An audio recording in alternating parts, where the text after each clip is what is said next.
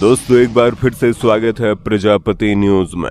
समोसे से लेकर नूडल्स तक आज के समय में जो हम जायकेदार चीजें खाते हैं उसमें मैदा मिला होता है। मैदा आज कई सारी खाने की चीजों में मुख्य रूप से मिलाया जाता है, पर क्या कभी आपने सोचा है कि आखिर मैदा कैसे बनता है और फैक्ट्री में से कैसे बनाकर तैयार किया जाता है?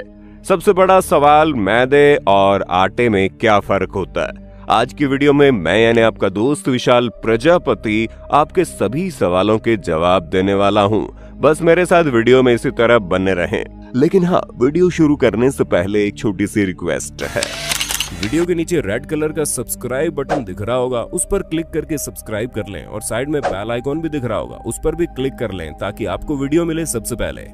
दोस्तों, जिस तरह आटा गेहूं से बनकर तैयार होता है वैसे ही मैदा भी गेहूं से बनता है, लेकिन मैदा आटे से अलग होता है। असल में गेहूं के दाने के 3 हिस्से होते हैं। गेहूं की सबसे ऊपरी परत को ब्रान कहते हैं, जिसमें फाइबर और मिनरल्स पाए जाते हैं। गेहूं के बीच वाले हिस्से को एंडोस्पर्म कहा जाता है।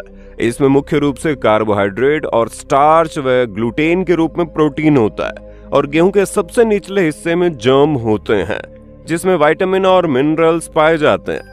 जब हम मैदा बनाते हैं तो इसके लिए ब्रान और जर्म को गेहूं से अलग कर दिया जाता है और सिर्फ एंडोस्पर्म यानी कि स्टार्च और ग्लूटेन वाला हिस्सा बचता है, जिसे पीसकर हम मैदा बनाते हैं।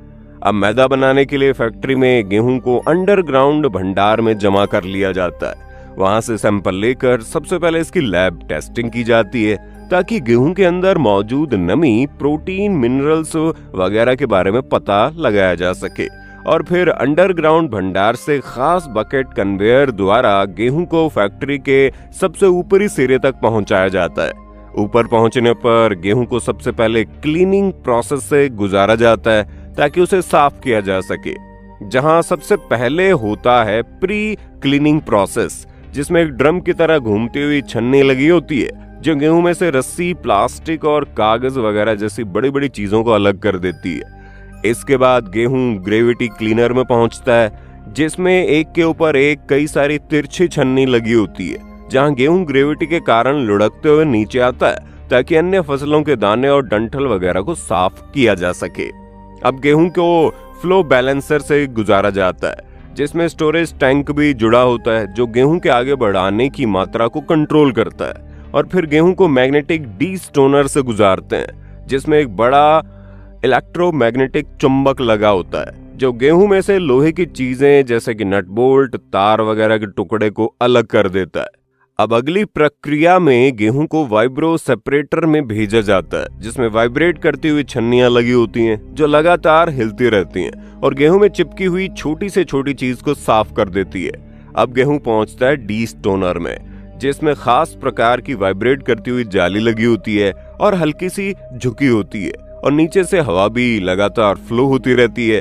जब गेहूं इसके ऊपर से गुजरता है तो उसमें मौजूद पत्थर, कंकड़ और कांच के टुकड़े भारी होने के कारण नीचे बैठ जाते हैं और गेहूं हल्का होने की वजह से ऊपर आ जाता है, जिसके कारण नीचे से आई हुई हवा उसे दोबारा मिक्स नहीं होने देती, उसे ऊपर ही बनाए रखती है, जिसके कारण जाल में मौजूद कंकड़ पत्थर के टुकड़े जाली के खास डिजाइन की वजह से ऊपर की ओर बढ़ने लगते हैं और गेहूं ग्रेविटी के कारण नीचे की तरफ आने लगता है, जो नीचे साइड में एक तरफ आ जाता है, जबकि कंकड़ पत्थर दूसरी तरफ कंटेनर में इकट्ठा हो जाते हैं। ये मशीन इतनी ज्यादा एफिशिएंट होती है जो छोटे से छोटे कंकड़ को भी अलग कर देती है।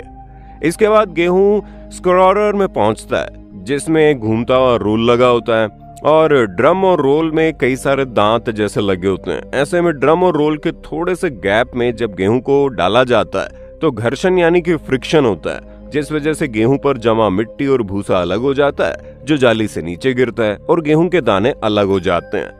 अब गेहूं को एस्पिरेशन चैनल से गुजारते हैं, जिसमें गिरते हुए गेहूं में पंखे की मदद से तेज हवा को गुजारा जाता है, ताकि गेहूं के अंदर का जो भूसा और डस्ट वगैरह है वो उड़ जाए और गेहूं बिल्कुल साफ हो जाए। क्योंकि इसके बाद गेहूं की फाइनल क्लीनिंग होती है, जिसमें उसे पानी से धोया जाता है। पानी से धोने के बाद गेहूं में जो बची हुई थोड़ी बहुत गंदगी होती है वो भी निकल जाती है। अब धुली हुई गेहूं को ड्रायर में भेजा जाता है, जिसमें से निकालकर सूखा हुआ गेहूं प्राप्त होता है अब इस साफ सुथरे गेहूं को कन्वेयर बेल्ट की मदद से स्टोरेज के लिए रखा जाता है ताकि ये वातावरण और कीड़े वगैरह से सुरक्षित रहे। अब इस गेहूं से सादा आटा बनाना हो तो उसे आटे की मील में भेज दिया जाता है, जिसके लिए बस गेहूं को चक्की में पीसना है। लेकिन अगर गेहूं से मैदा बनाना होता है तो गेहूं को मॉइस्चर मेजरिंग डिवाइस से गुजारा जाता है, जिसमें लगे माइक्रोवेव और ऑप्टिकल सेंसर गेहूं में नमी का पता लगाते हैं। उसी हिसाब से इसमें पानी मिलाया जाता है, जिसके बाद गेहूं को 10 से 12 घंटों के लिए होल्डिंग टैंक में रखा जाता है ताकि गेहूं के बाहर का ब्रान वाला हिस्सा सख्त हो जाता है जबकि अंदर का एंडोस्पर्म फूला हुआ रहता है। अब गेहूं को क्रैकिंग मिल में भेजा जाता है, जिसमें 2 रोल लगे होते हैं जो अलग अलग स्पीड पर घूमते हैं, जिनके बीच में थोड़ा सा गैप होता है। और इसी वजह से जब गेहूं के दाने इनके बीच से गुजरते हैं तो वो पिसते नहीं है, बल्कि क्रैक होकर अखरोट की तरह खुल जाते हैं, जिससे ब्रान, जर्म और एंडोस्पर्म सब अलग अलग हो जाता है। अब इस मिक्सचर को प्यूरीफायर से गुजारते हैं, जिसमें कई सारी छन्नियां लगी होती है। अब क्रश किए हुए मिक्सर को जब इस मशीन में डाला जाता है तो बार बार हिलने के कारण वो छन्नियों में फैल जाता है। ऐसे में ब्रान और जर्म वाला हिस्सा हल्का होने के कारण ऊपर उठा रहता है, जबकि भारी एंडोस्पर्म नीचे रह जाता है, जिसे अलग कर लिया जाता है। और एंडोस्पर्म के जो टुकड़े होते हैं उसे हम सूजी कहते हैं, जिसमें हम हलवा वगैरह बनाते हैं और इसी की मदद से आगे चलकर मैदा बनता है। मैदा बनाने के लिए सूजी को बिल्कुल बारीक पीस लिया जाता है। अब सूजी बिल्कुल बारीक पीस कर तैयार हो जाती है, उसे ही हम मैदा कहते हैं, जिससे तरह तरह की स्वादिष्ट चीजें बनती है जो खाने में बड़ी अच्छी लगती हैं, लेकिन हमारी सेहत के लिए अच्छी नहीं होती। इसलिए आप जितना हो सके उतना मैदे का सेवन करने से बचिए भाई साहब। बाकी उम्मीद है आपको इसके बनने का पूरा प्रोसेस अच्छे से समझ में आ गया होगा।